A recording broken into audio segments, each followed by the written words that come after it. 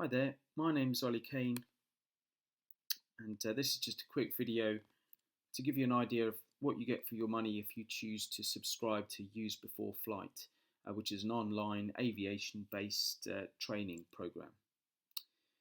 I first subscribed to Use Before Flight before my command course a few years ago, and I found it a fantastically useful tool to help me visualize what was going to come up in the simulator section of the command course, which is universally recognised as probably the trickiest part.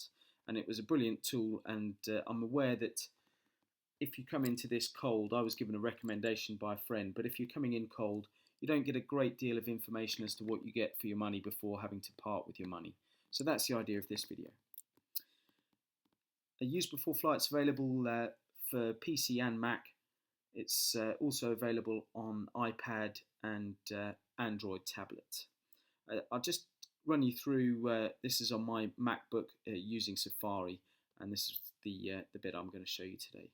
So let's have a quick look into Safari, and this is the screen that we get. Once we put in our login details, this is the home screen, and as you can see, it's all quite nicely laid out, and I'll just go through it bit by bit. We'll run through a couple of the features, and hopefully you'll end up with more of an idea of what you get.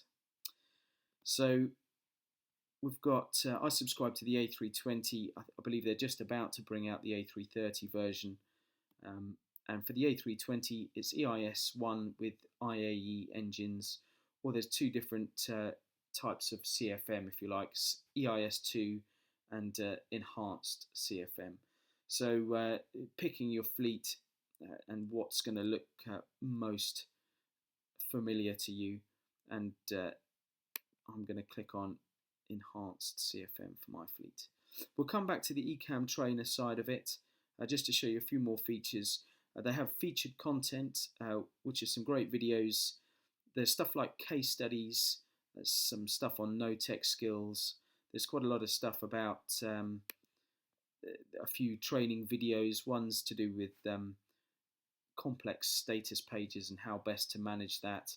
It's all good stuff, and there's quite a few systems videos as well, which are really well made and just help to put it all in some kind of perspective for you.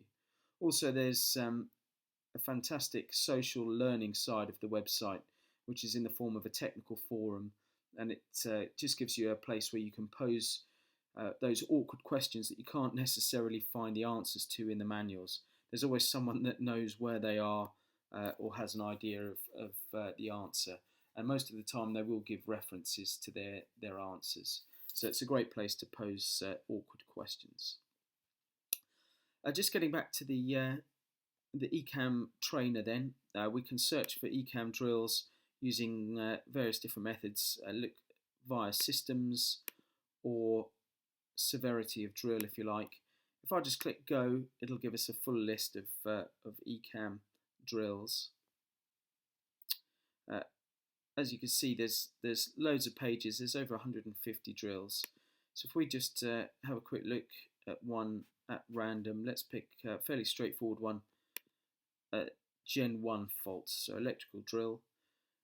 Loads up more or less instantly, and as you can see, it's a fairly familiar layout to those of you who are already Airbus pilots. We've got various different screens that we can have a look at, and to start the simulation, we just click play. So the idea is to just do exactly as we do on the aircraft. So the first thing we do is cancel the master caution, and as we can see, we've got an elect Gen 1 fault. That looks like it would do. Gen 2 is doing all the work, and it says Gen 1 off then on. So if we hover our mouse over the panels, it gives us the name of the panel. So electric Gen 1, and as you can see, there's a fault light there. Off, wait for a little while, and then back on. Okay, if unsuccessful, we can see that looks pretty unsuccessful to me. So Gen 1 off, and then we're down to clearing out the Ecamm. If we're not sure what to do at any one point, you can click on the little question mark icon, which is the help icon. It tells you the source of the drill. So for this particular one, we're following ECAM commands. If we were doing something like a dual engine fail, it would say, or an avionics smoke, it would say QRH drills. And that's a great way to see what the ECAM is going to look like when we're trying to run through a paper drill as recommended by Airbus. But for us it says ECAM switching, clear elec. So we'll come down here, ECAM switching, clear elec. The status is available now, and we could just have a quick run through that. Once we're happy, remove status. And that's the ECAM actions complete. And as you can see up here, it's given us a little green arrow. ECAM actions complete. Note, APU is available to start, so we could have a look at that on the services panel. APU start, and off we go.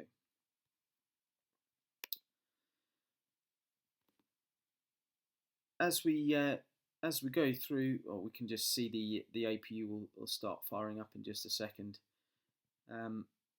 There's a little further info button as well, which is a great tool, and that connects you to the website and to a more info page on the particular drill that we're doing. So let's have a look at that.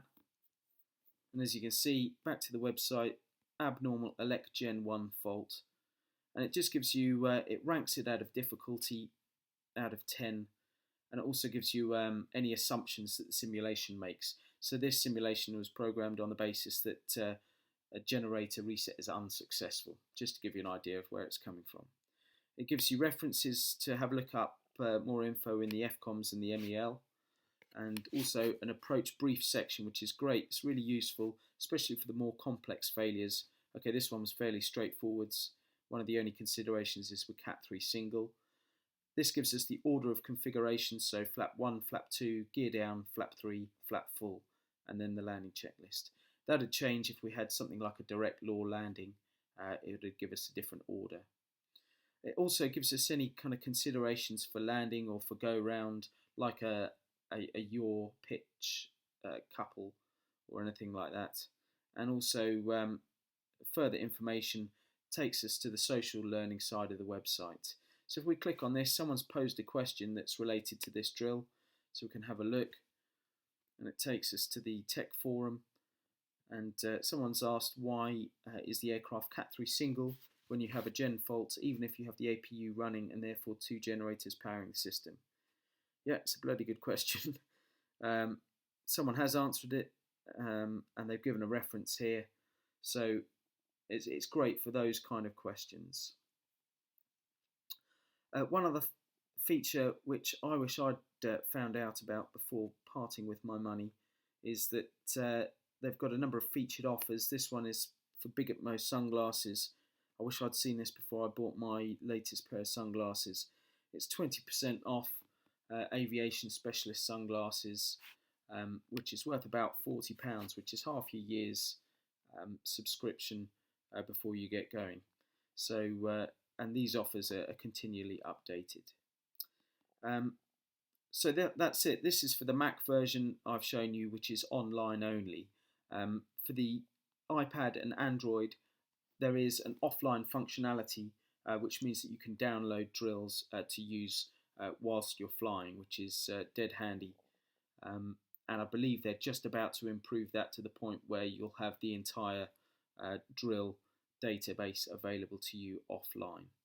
So I hope that's given you a bit of an insight into what you get, and I could just say that I can heartily recommend the product. I think it's a brilliant product, and I hope you found this video useful. Thank you very much.